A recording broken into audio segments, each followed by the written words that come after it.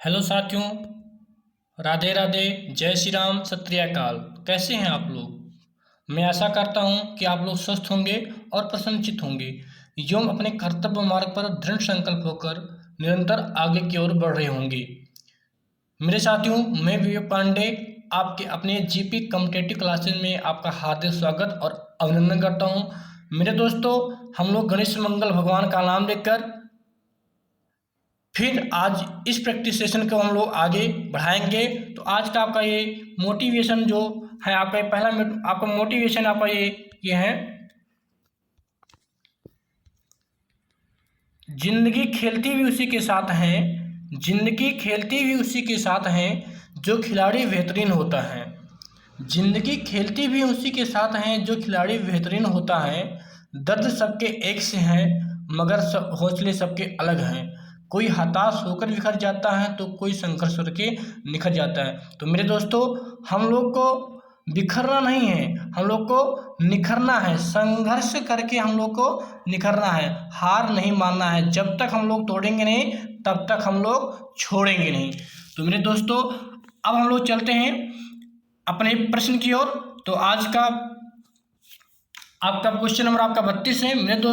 मेरे साथियों, हमने पिछली वीडियो में मैंने आपको क्वेश्चन नंबर 31 तक मैंने प्रैक्टिस करवा दिया था। आज हम लोग सिंधु जो सभ्यता थे उस सीरीज का हम लोग 32वां क्वेश्चन हम लोग आज इसका प्रैक्टिस करेंगे।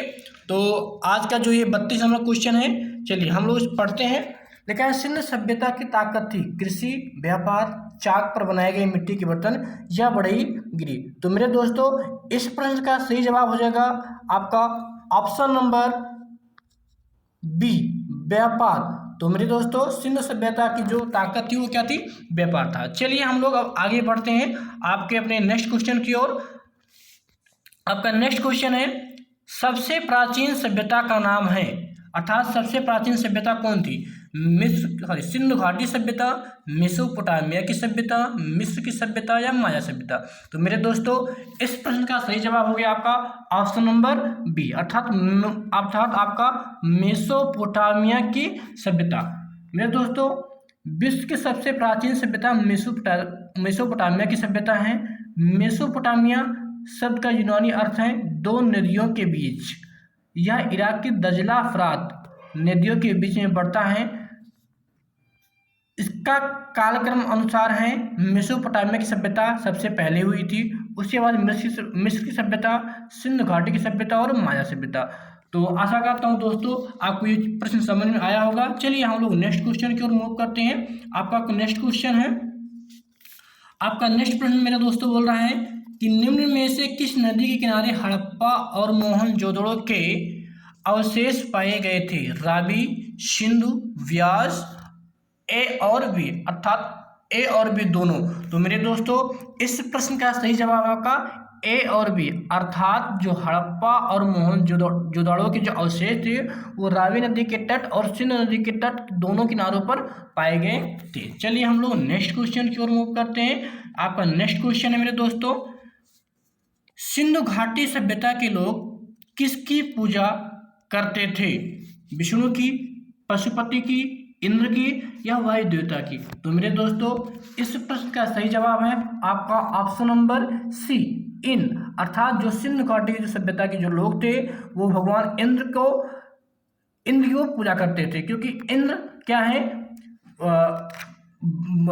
बारिश कराने वाले देवता माने जाते थे उस समय। चलिए हम लोग नेक्स्ट क्वेश्चन की ओर मूव करते हैं। आपका नेक्स्ट क्वेश्चन है मेरे दोस्तों, निम्नलिखित में से कौन सी सिंधु घाटी सभ्यता स्थल पाकिस्तान में है? लोथल, कालीबंगन, आलमगीर, हड़प्पा। तो मेरे दोस्तों, मैं बता दूं, लोथल आपका ये गुजरात में पड़ता है, कालीबंगन ये आपका पड़ता है राजस्थान में मेरे दोस्तों, आलमगीर आपका ये यूपी में अर्थात मेरठ में पड़ता है, और आपका लास्ट ऑप्शन बचा अर्थात ऑप्शन नंबर डी, हड़प्पा आपका ये पाकिस्तान में स्थित एक सिंधु घाटी सभ्यता के एक स्थान है। चलिए हम लोग नेक्स्ट क्वेश्चन की ओर मूव करते हैं। आपका नेक्स्ट क्वेश्चन मेरे दोस्तों, आपका क्वेश्चन मेरे दोस्तों कि सही मिलान करें और दिए गए कोड का प्रयोग करके सही उत्तर का हमें चयन करना है। तो चलिए हम लोग देखते हैं भाई मोहनजोदाड़ो कहाँ है, हड़प्पा कहाँ है, कालीबंगन कहाँ है, लोथल कहाँ है। तो देखो मेरे दोस्तों, इसमें से आपका जो मोहनजोदाड़ो था, मोहनजोदाड़ो से हम लोग को विशाल स्नानागार के साक्ष्य मिले हुए हैं। हड़प्पा से हम लोग को एक पुजारी की मूर्ति मिली हुई थी। कालीबंगा, अभी मेरे दोस्तों हम लोग कल पढ़े थे, कालीबंगा से हम लोग क्या मिले थे, एक जुते हुए खेत के निशान मिले हुए हैं। अब बचा आपका ऑप्शन नंबर डी, तो लोथल अर्थात बंदरगाह। तो लोथल में हमें क्या मिला है, बंदरगाह का साक्ष्य मिला है। तो आई होप आपको चीज़ें समझ में आ रही होगी। चलिए हम लोग आगे क्वेश्चन की ओर बढ़ते हैं। आपका क्वेश्चन नंबर नेक्स्ट है मेरे दोस्तों, सिंधु घाटी सभ्यता की लिपि क्या थी, अर्थात सिंधु घाटी की सभ्यता किस लिपि की थी। हम लोग को इस प्रश्न का जवाब देना है। आपका पहला ऑप्शन है तमिल, खरोष्टी, अज्ञात या ब्रह्मी। तो मेरे दोस्तों इस प्रश्न का सही जवाब हो जाएगा आपका ऑप्शन नंबर सी, अज्ञात। अर्थात सिंधु घाटी सभ्यता की कोई लिपि नहीं थी, क्योंकि उस जो सिंधु घाटी सभ्यता की जो लिपि थी वो अभी तक पढ़ा नहीं जा सका है। सिंधु घाटी के जो लोग थे वो हमेशा आपके चित्रात्मक शैली का प्रयोग करके किसी चीज को लिखा करते थे। चलिए हम लोग नेक्स्ट क्वेश्चन की ओर बात करते हैं। आपका नेक्स्ट क्वेश्चन है मेरे दोस्तों, क्वेश्चन नंबर हम लोग नेक्स्ट बात करते हैं। सिंधु घाटी सभ्यता के शहरों की गलियां कैसी थी, चौड़ी और सीधी, सकरी और टेढ़ी मेढ़ी, सपाट और सकरी और घुमावदार। तो मेरे दोस्तों इस प्रश्न का सही जवाब है सीधी और चौड़ी। अर्थात सिंधु घाटी सभ्यता की जो गलियां थी वो सीधी और चौड़ी थी। अर्थात बोला जाए तो वो जो सिंधु सभ्यता की जो सड़कें थी वो हमेशा समकोण, जो उनकी जो सड़कें थी वो हमेशा समकोण एक दूसरे को कहीं ना कहीं काटती थी। चलिए तो हम लोग नेक्स्ट क्वेश्चन की ओर मूव करते हैं। आपका नेक्स्ट क्वेश्चन है दोस्तों, क्वेश्चन नंबर आपका 40 लिखा है, किसकी मूर्ति सिंधु घाटी सभ्यता के लोगों की एक महत्वपूर्ण रचना थी, नटराज की, नर्तकी की मूर्ति, बुद्ध की या नरसिम्हा की। तो मेरे दोस्तों इस प्रश्न का सही जवाब हो जाएगा आपका ऑप्शन नंबर बी, नर्तकी की मूर्ति। अर्थात सिंधु घाटी की जो सभ्यता थे वहाँ पर जो सबसे महत्वपूर्ण जो एक रचना थी वो नर्तकी की मूर्ति जो कि कांसे की बनी हुई थी। आई होप आप लोग को चीज़ें समझ में आ रही होगी, आप लोग एंजॉय कर रहे होंगे। चलिए हम लोग नेक्स्ट क्वेश्चन की ओर बात करते हैं। आपका नेक्स्ट क्वेश्चन मेरे दोस्तों, क्वेश्चन नंबर 41, सिंधु घाटी सभ्यता का स्थल धौलावीरा किसके लिए प्रसिद्ध था, शैलकृत वस्त्रकला के लिए, गोदीवाड़ा के लिए, मिट्टी के बर्तन के लिए या जल प्रबंधन के लिए। तो मेरे दोस्तों अभी हमने कल पढ़ा था कि जो धौलावीरा है आपका ये कहाँ पड़ता है, तो धौलावीरा पड़ता है आपका गुजरात में। चलिए अब बात करते हैं, तो कह रहा है कि जो धौलावीरा है वो धौलावीरा जो है ये किसके लिए प्रसिद्ध है, धौलावीरा किसके लिए प्रसिद्ध है, तो धौलावीरा जो प्रसिद्ध है जल प्रबंधन के लिए प्रसिद्ध है। अर्थात यहाँ पर जल का जो प्रबंधन किया जाता था एक बहुत व्यवस्थित तरीके से किया जाता था। चलिए हम लोग नेक्स्ट क्वेश्चन की ओर बात करते हैं मेरे दोस्तों। बधाई हो मेरे दोस्तों, हम लोग हड़प्पा संस्कृति का प्रैक्टिस 41 क्वेश्चन तो हम लोग कर चुके हैं। आशा करते हैं आप लोग को चीज़ें समझ में आई होगी और आप लोग इसका एंजॉय की होंगी। तो अब हम लोग नेक्स्ट चैप्टर की ओर बात करेंगे। आपका दूसरा चैप्टर है वैदिक संस्कृति। अब हम लोग वैदिक संस्कृति के चैप्टर का हम लोग प्रैक्टिस करेंगे, एक क्वेश्चन एक बाय वन क्वेश्चन करके। चलिए तो आपका पहला क्वेश्चन है मेरे दोस्तों, वैदिक काल के महत्वपूर्ण देवताओं के सही क्रम का चयन करना है। अर्थात जो वैदिक काल के जो देवता थे उनका सही क्रम बताना है। पहले अग्नि थे, इंद्र थे या सोम थे, शेषनाग, चंद्र या यम, ब्रह्मा, प्रजापति या गरुड़, वरुण, शिव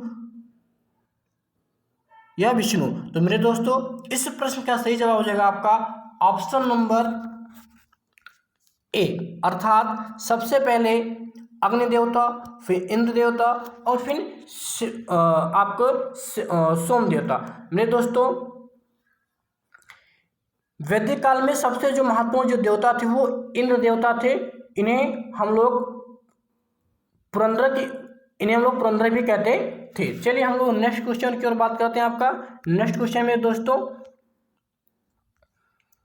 सांख्य दर्शन संप्रदाय की स्थापना डैश द्वारा की गई थी, अर्थात सांख्य जो दर्शन है इसकी स्थापना किसके द्वारा की गई थी, ये प्रश्न पूछा है। तो मेरे दोस्तों इस प्रश्न का सही जवाब हो जाएगा आपका ऑप्शन नंबर आपका बी, कपिल। कपिल क्या है, सांख्य दर्शन के क्या है, इन्होंने इसका स्थापना किया था। चलिए हम लोग नेक्स्ट क्वेश्चन की ओर बात करते हैं मेरे दोस्तों। आपका नेक्स्ट क्वेश्चन है क्वेश्चन नंबर मेरा दोस्तों 3। लिखा है निम्न में से कौन उपवेद के अंतर्गत नहीं गिना जाता है, अर्थात उपवेद के अंतर्गत नहीं आता है। मेरे दोस्तों आप लोग देख रहे हैं कि प्रत्येक क्वेश्चन किसी न किसी एग्जाम में आपको ये आया हुआ प्रश्न है। देखिए क्वेश्चन SSC CCSL 2018 में क्वेश्चन आया था। तो मेरे दोस्तों इस प्रश्न का आपका सही जवाब हो जाएगा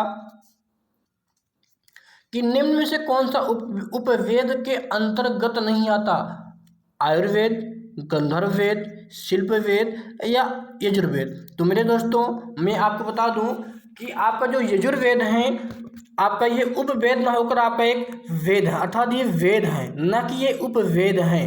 तो आपका इस प्रश्न का सही जवाब हो जाएगा आपका option number B, Yajurveda. Yajurveda एक उपवेद के अंतर्गत नहीं आता है।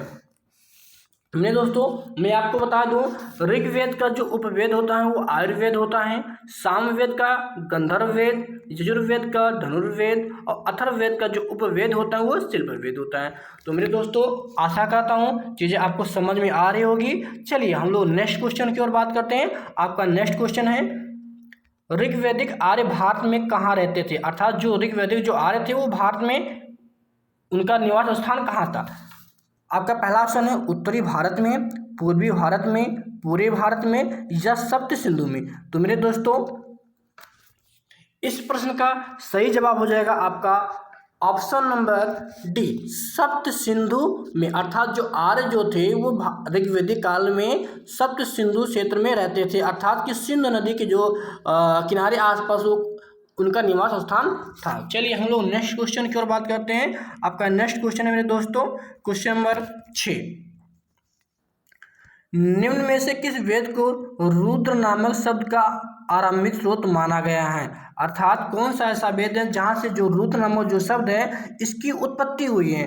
आपका ऑप्शन है ऋग्वेद, सामवेद, यजुर्वेद, अथर्ववेद। तो मेरे दोस्तों इस प्रश्न का सही जवाब है आपका ऑप्शन नंबर आपका ए, ऋग्वेद से रुद्र नामक शब्द का जो शब्द है ऋग्वेद से लिया गया है। चलिए हम लोग नेक्स्ट क्वेश्चन की ओर मूव करते हैं मेरे दोस्तों। आपका नेक्स्ट क्वेश्चन है मेरे दोस्तों क्वेश्चन नंबर आपका 7। चलिए हम लोग क्वेश्चन नंबर 7 की ओर थोड़ा मूव करते हैं, देखते हैं आपका क्वेश्चन नंबर 7 मेरे दोस्तों क्या है। मेरे दोस्तों लिखा है क्वेश्चन नंबर 7 में कि नचकेता और यम के बीच सुप्रसिद्ध संवाद किस उपनिषद में उल्लिखित हैं, छंदोग्य उपनिषद में, मुंडको उपनिषद में, कठोपनिषद में या कैनोपनिषद में। तो मेरे दोस्तों इस प्रश्न का आप लोग इस प्रश्न का जवाब दीजिए और इस प्रश्न का मेरे दोस्तों सही जवाब हो जाएगा आपका option number C, Kathopanishad. Kathopanishad में नचकेता और यम के बीच में एक प्रसिद्ध जो संवाद हुआ था ये कठोपनिषद से मिलता है। चलिए हम लोग नेक्स्ट क्वेश्चन की ओर बात करते हैं मेरे दोस्तों। आपका नेक्स्ट क्वेश्चन होगा लोकायत दर्शन के प्रतिपादक कौन थे। लोकायत दर्शन के प्रतिपादक कौन थे। आपका ऑप्शन पहला ऑप्शन है मेरे दोस्तों कपिल, चार्वाक, रामानुज, वादरायण। तो मेरे दोस्तों इस प्रश्न का सही जवाब हो जाएगा आपका ऑप्शन नंबर सी, अर्थात चार्वाक। चार्वाक क्या थे आपके, ये लोकायत दर्शन के प्रतिपादक थे। चलिए हम लोग नेक्स्ट क्वेश्चन की और बात करते हैं मेरे दोस्तों। आपका नेक्स्ट क्वेश्चन है क्वेश्चन नंबर आपका मेरे दोस्तों 8। लिखा है महर्षि गौतम का संबंध किस भारतीय दर्शन से है। वेरी इंपॉर्टेंट क्वेश्चन मेरे दोस्तों, इस क्वेश्चन में अधिकतर बच्चे एग्जाम के समय में क्वेश्चन गलत टिक करके चले आते हैं। तो मेरे दोस्तों इस प्रश्न का सही जवाब हो जाएगा आपका ऑप्शन नंबर आपका सी, न्याय।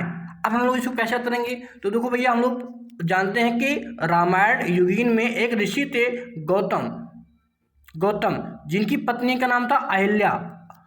गौतम ऋषि अपनी पत्नी अहिल्या को न्याय नहीं दे पाए, इसीलिए आप इसको ऐसे कुछ रिलेट करके याद कर लो कि गौतम न्याय। तो गौतम ऋषि का संबंध किससे है, न्याय से। कुछ ऐसे आपको याद करना है, कहने मतलब। चलिए हम लोग नेक्स्ट क्वेश्चन की ओर बात करते हैं। आपका क्वेश्चन नंबर आपका है नेक्स्ट,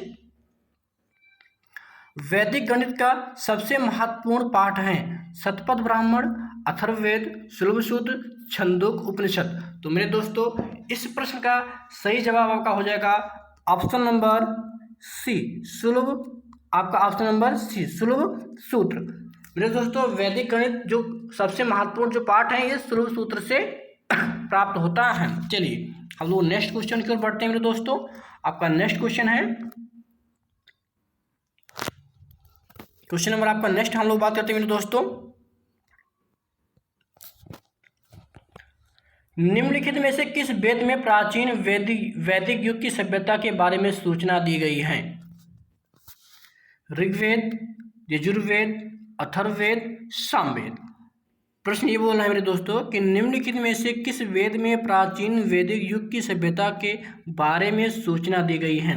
तो मेरे दोस्तों आपका ऑप्शन है ऋग्वेद, यजुर्वेद, अथर्ववेद और सामवेद।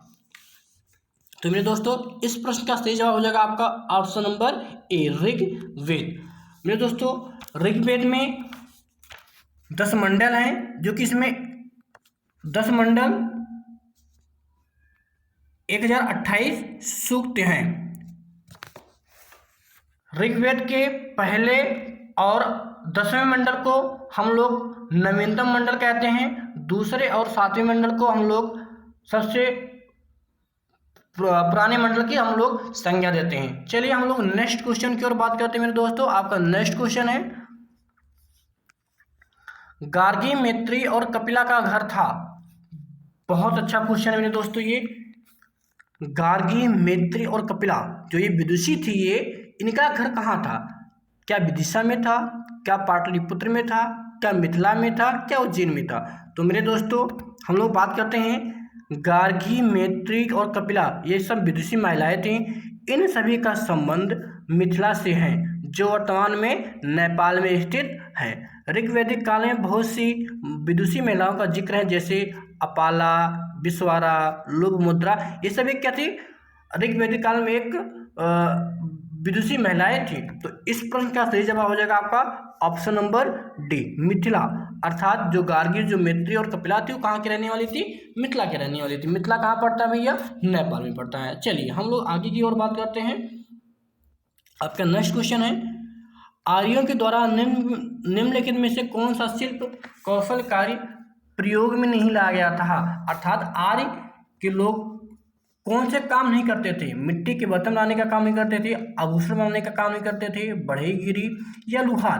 तो मेरे दोस्तों जैसे आप लोग को पता है कि जो आर्य जो लोग थे वो लुहार का काम नहीं कर पाते थे। तो इस प्रश्न का सही जवाब हो जाएगा आपका ऑप्शन नंबर डी। चलिए हम लोग नेक्स्ट क्वेश्चन की ओर मूव करते हैं। आपका नेक्स्ट क्वेश्चन है दोस्तों क्वेश्चन नंबर 14, लिखा है भारतीय शासन के प्रतीक शब्द सत्यमेव जयते निम्नलिखित में से किस ग्रंथ से लिए गए हैं? सत्यमेव जयते, वेरी इंपॉर्टेंट क्वेश्चन है मेरे दोस्तों, वेरी इंपॉर्टेंट क्वेश्चन। हम लोग इस क्वेश्चन के बारे में हम लोग चर्चा करेंगे।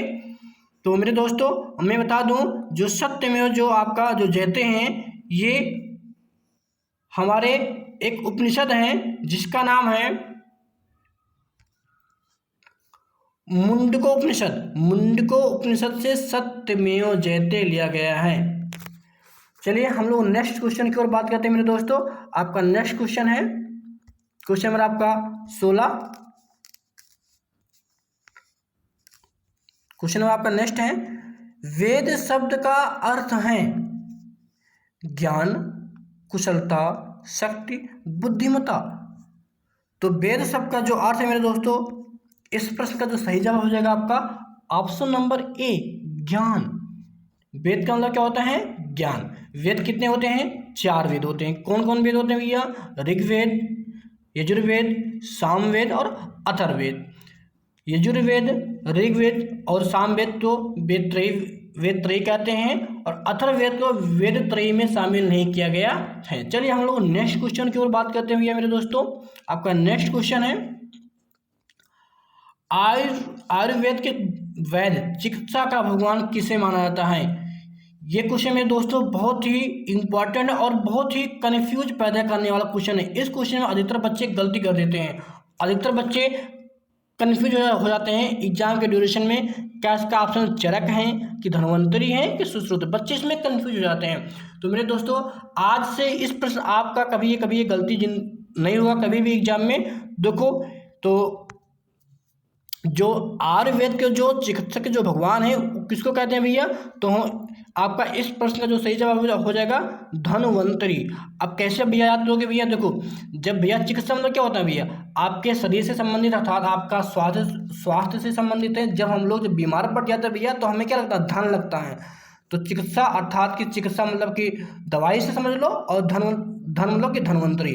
तो चिकित्सा का भगवान किसे कहते हैं? धन्वंतरी को कहते हैं। आई होप आपको चीज़ समझ में आ रही होगी। चलिए हम लोग आगे की ओर बढ़ते हैं मेरे दोस्तों। आपका नेक्स्ट क्वेश्चन है मेरे दोस्तों,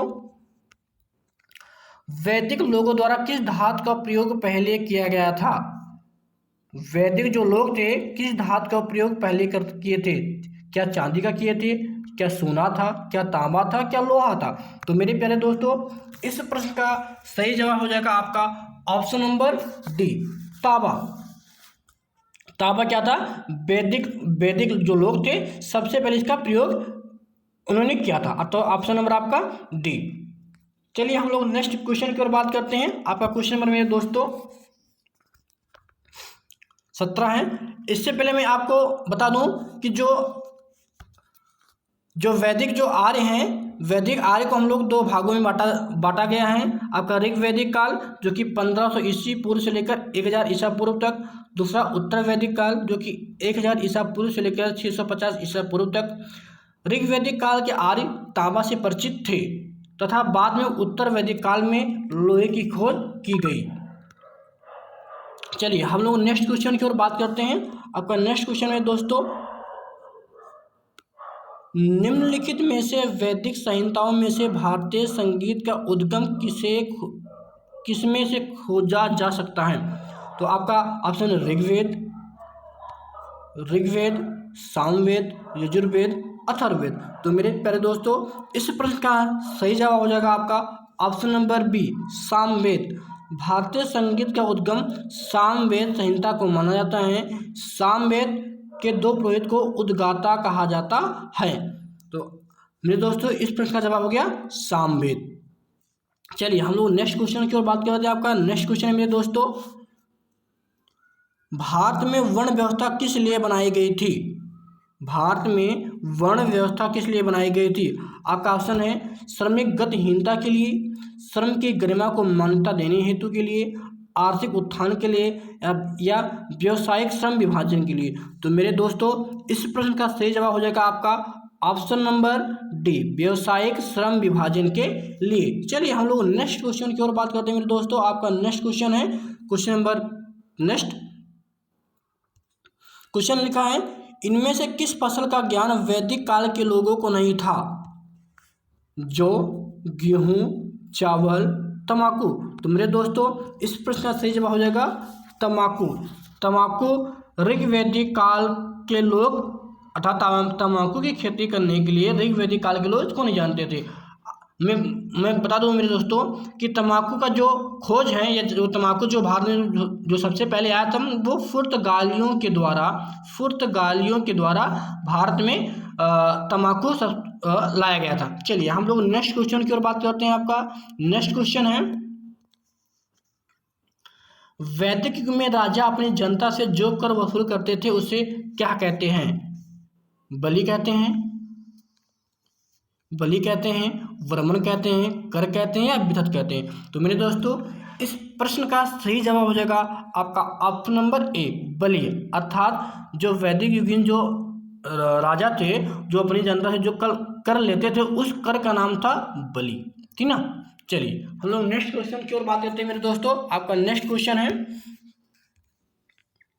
वैदिक आर्य का प्रमुख भोजन था, अर्थात वैदिक कालीन जो आर्य थे वो उनका जो मेन भोजन क्या था? जौ और चावल, चावल और दाल, दूध और इसके उत्पाद, सब्जियां और फल। तो मेरे दोस्तों इस प्रश्न का सही जवाब हो जाएगा आपका ऑप्शन नंबर बी, दूध और इसके उत्पाद। चलिए हम लोग नेक्स्ट क्वेश्चन की ओर मेरे दोस्तों बात करते हैं। आपका नेक्स्ट क्वेश्चन की ओर मूव करते हैं।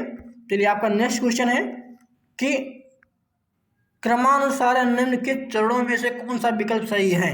अर्थात क्या पहले ब्रह्मचर्य हैं, गृहस्थ हैं, वानप्रस्थ हैं या संन्यास हैं, या पहले गृहस्थ हैं फिर ब्रह्मचर्य वानप्रस्थ या संन्यास, ब्रह्मचर्य वानप्रस्थ संन्यास या गृहस्थ संन्यास वानप्रस्थ या ब्रह्मचर्य। इसमें से आपका सही मिलान कौन सा है? तो मेरे दोस्तों इस प्रश्न का सही जवाब हो जाएगा आपका ऑप्शन नंबर ए, अर्थात सबसे पहले क्या है आपका ब्रह्मचर्य आएगा भैया, उसके बाद आप लोग गृहस्थ आश्रम में प्रवेश करेंगे, उसके बाद आप लोग वानप्रस्थ में प्रवेश करेंगे और लास्ट में आप लोग संन्यास धारण करेंगे।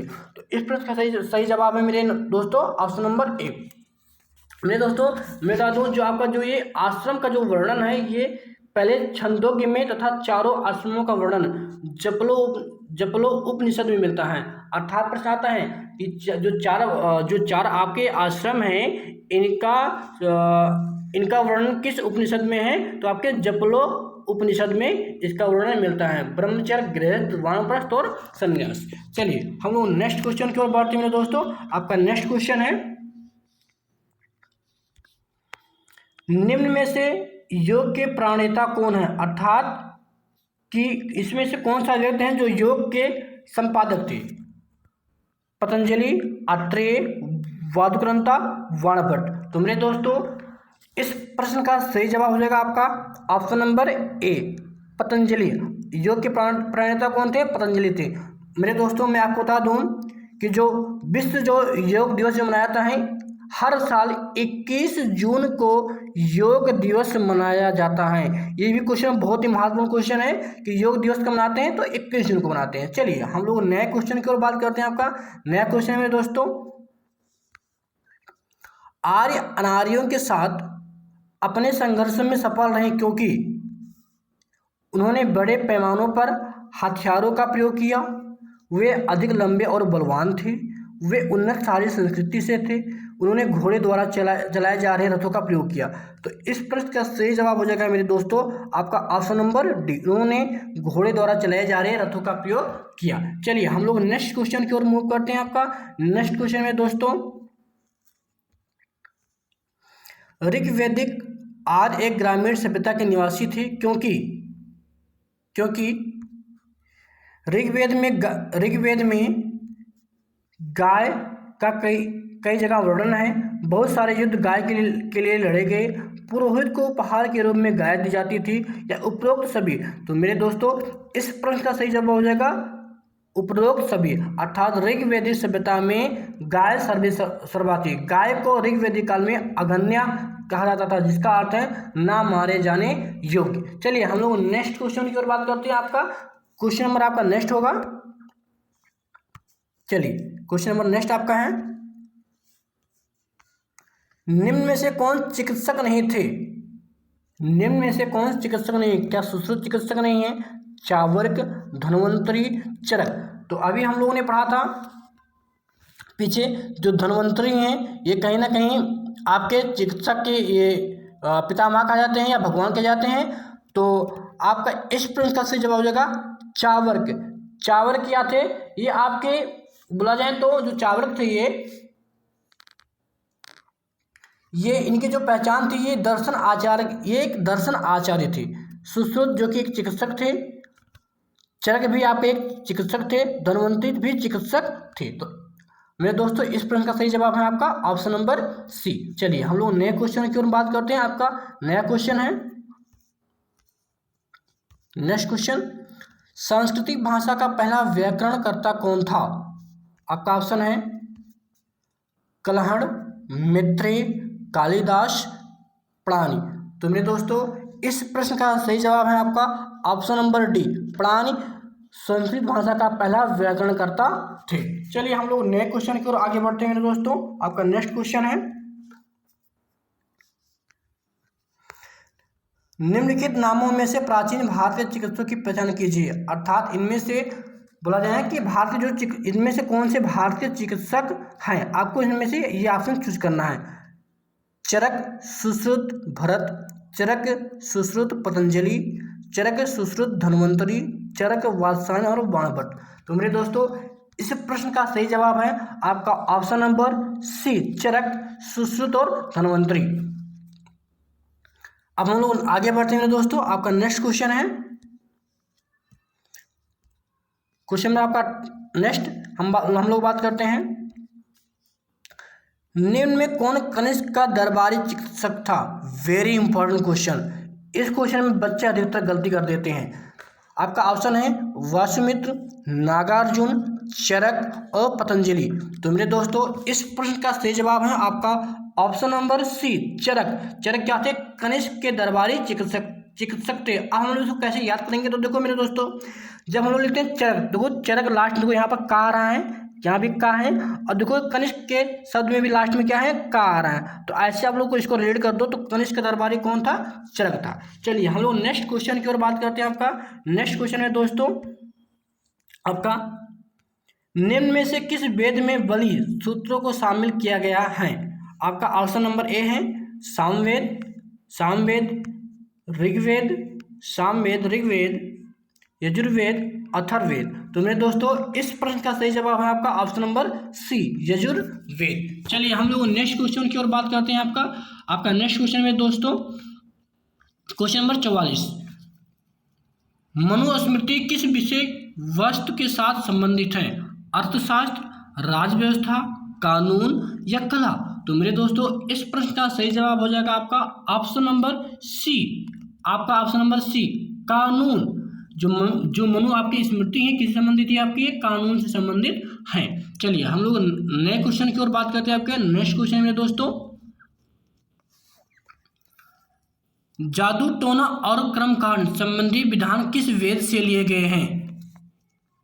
ऋग्वेद से, सामवेद से, यजुर्वेद से या अथर्ववेद से। तो मेरे दोस्तों इस प्रश्न का सही जवाब है आपका ऑप्शन नंबर डी, यजुर्वेद से। जो जादू, जो टोना है या जो कर्मकांड है, ये सब कहाँ से लिया गया था, सॉरी मेरे दोस्तों, इसका सही जवाब हो जाएगा आपका ऑप्शन नंबर डी, अर्थात अथर्ववेद। यजुर्वेद में क्या है, आपका यज्ञ हवन से संबंधित है। सामवेद ये क्या है, आपका संगीत से संबंधित है। चलिए हम लोग नेक्स्ट क्वेश्चन की ओर बात करते हैं। आपका नेक्स्ट क्वेश्चन है मेरे दोस्तों, आपका नेक्स्ट क्वेश्चन है, निम्नलिखित में कौन वेद वेदात्रय का भाग नहीं है। आपका ऑप्शन नंबर 1 है ऋग्वेद, यजुर्वेद, सामवेद और अथर्ववेद। तो मेरे दोस्तों इस प्रश्न का सही जवाब हो जाएगा आपका ऑप्शन नंबर डी, अथर्ववेद।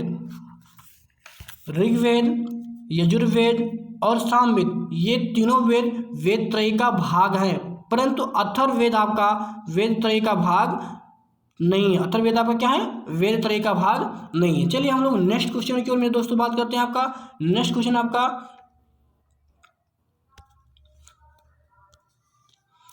उपनिषद शब्द का सार्थिक रूप से अर्थ होता है, अर्थात उपनिषद का क्या मतलब होता है। ज्ञान, प्रज्ञता जिसे हम लोग बुद्धिमत्ता कहते हैं, पास बैठना या सरस्वर पाठ जिसका हम लोग पाठ बोलते हैं। तो मेरे दोस्तों इस प्रश्न का सही जवाब होगा पाठ। उपनिषद का मतलब होता है कि गुरु के पास बैठकर ज्ञान प्राप्त करना क्या कहलाता है, उपनिषद कहलाता है। चलिए हम लोग नेक्स्ट क्वेश्चन की ओर बात करते हैं। आपका नेक्स्ट क्वेश्चन में दोस्तों, उपनिषद क्या है, अभी हमने पीछे पढ़ा था भैया। उपनिषद का मतलब कि होता है कि गुरु के पास बैठकर ज्ञान प्राप्त करना, पर कह रहा है कि उपनिषद है क्या आपका एक महाकाव्य है, क्या कथा संग्रह है, क्या कानून की पुस्तकें हैं या हिंदू दर्शन का स्रोत है। तो मेरे दोस्तों इस प्रश्न का सही जवाब हो जाएगा आपका ऑप्शन नंबर सी, हिंदू दर्शन का क्या है, आपका एक स्रोत है।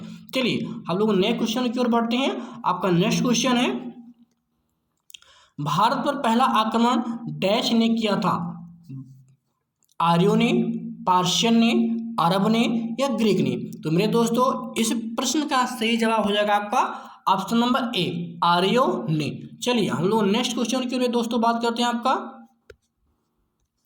नेक्स्ट क्वेश्चन मेरे दोस्तों है, किस मनीषी या पंडित ने दक्षिण भारत का आर्यीकरण किया था? अर्थात कि आर्यीकरण मतलब कि किसने दक्षिण भारत में आर्यों का आगमन करवाया था? क्या आपका ऑप्शन याज्ञवल्क्य होगा, या वशिष्ठ होगा, या विश्वामित्र होगा, या अगस्त्य होगा?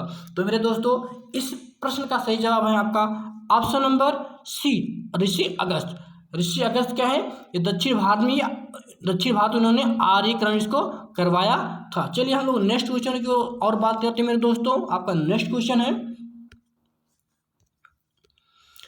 निम्न में से विषम चुनिए, सामवेद, यजुर्वेद, विष्णु पुराण, ऋग्वेद। तो मेरे दोस्तों इस प्रश्न का सही जवाब है आपका ऑप्शन नंबर सी,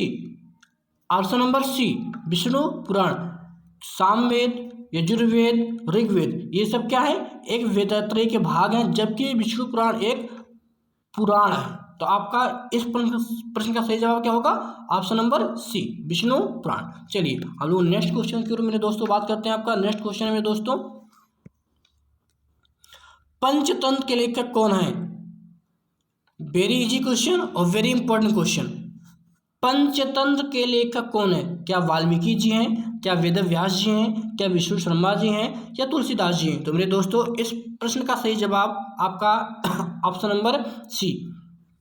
मेरे दोस्तों मैं बता दूं, जो वाल्मीकि जी हैं इन्होंने रामायण की रचना की थी। रामायण किसने लिखा था? वाल्मीकि जी ने। रामायण की जो आपका जो रामायण है, रामायण किसने लिखा था भैया? तो आपके वाल्मीकि जी ने लिखा था। अब बात करते हैं भैया वेदव्यास ने क्या लिखा था? तो वेदव्यास जी जो थे इन्होंने महाभारत लिखा था। बात करते हैं भैया तुलसीदास जी, तो तुलसीदास जी ने रामचरितमानस का जो पुस्तक है इसका उन्होंने लेखन किया था। चलिए हम लोग नेक्स्ट क्वेश्चन की ओर मूव करते हैं मेरे दोस्तों। आपका नेक्स्ट क्वेश्चन है,